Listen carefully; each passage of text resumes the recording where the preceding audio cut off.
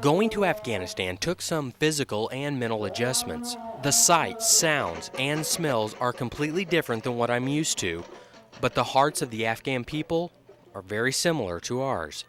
We are human beings. We like good life. We like money. We like economy. We like school. We like education. We are not animal. During our interview, General Abdullah wore a traditional Afghan hat, but moments before he was more laid back, wearing a ball cap as he showed me around his ranch. Before the War on Terror, he was in exile, and his home was used by the Taliban as their headquarters. The main reason because of the bird's eye view in the mountains overlooking the country's capital. This is our wishes.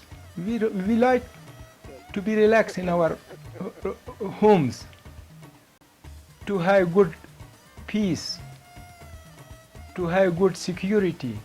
Over a traditional meal, the general talked about his travels to the United States. As part of the interim Afghan government, he came to the U.S. a few times. One of those trips landed him in Evansville, where he met the mayor. He gave me this key, and the mayor of the city, he says, "This is your city." The general was lighthearted and hospitable, but didn't want us to leave without taking an important message home to America. Please send my message to people to do not forget us. Bullet-ridden walls and buildings cover most of Kabul, Afghanistan. There is peace in the city right now, but General Abdullah says if U.S. forces pull out, terrorists will once again rule his country. If they leave us, our enemy is still sitting at their bunkers. They are waiting for another time to hurt us and to destroy us. The general fought against the Russians in the 1980s, a war that left his country in ruins. After the Russians' withdrawal, Afghanistan was plagued by civil war and terrorist organizations. Times Afghans like Masood remember well. Life was just not looks like life. It was worse than death. Masood is a teacher at the school Evansville's Uncharted started in Kabul. He and his family know what life's like under the Taliban. During the Taliban regime, their life was just terrible. Not free, and we could not do anything. Things are changing. The country is rebuilding, and Afghans have hope for the future.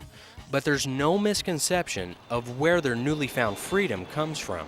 We again be worried about that if the troops go out from Afghanistan, so the situation will become like 5 years before or 6 years. That's a fear shared by many Afghans, but also by many troops protecting them, like Chaplain Larry Shaw. Easy to just focus on the war and all the bad stuff, but underneath all of that, there are some souls here, there are some people here, there are some kids here, there are some older people here that did not ask for to be put in the position that they are. Chaplain Shaw served the U.S. military for more than 20 years. After the September 11th attacks, Shaw re-enlisted and is serving at Camp Eggers in central Kabul. People from throughout the United States send boxes of stuff every week, and we sort those things out, and we organize a distribution point and a distribution day where we give those gifts and things to families. War is something the Afghans know well, as you can see with this bombed-out Russian tank just sitting in the middle of a field. But since the fall of the Taliban, the number of kids attending school has skyrocketed. During Taliban, a single girl was not able to go to school. Now we have a big number.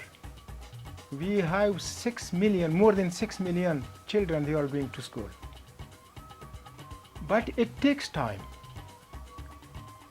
We want to be free. Freedom. A general, an Afghan school teacher, and a U.S. soldier agree can only come with continued support from the American people. In Afghanistan, Jason Claspell, Fox 7 News.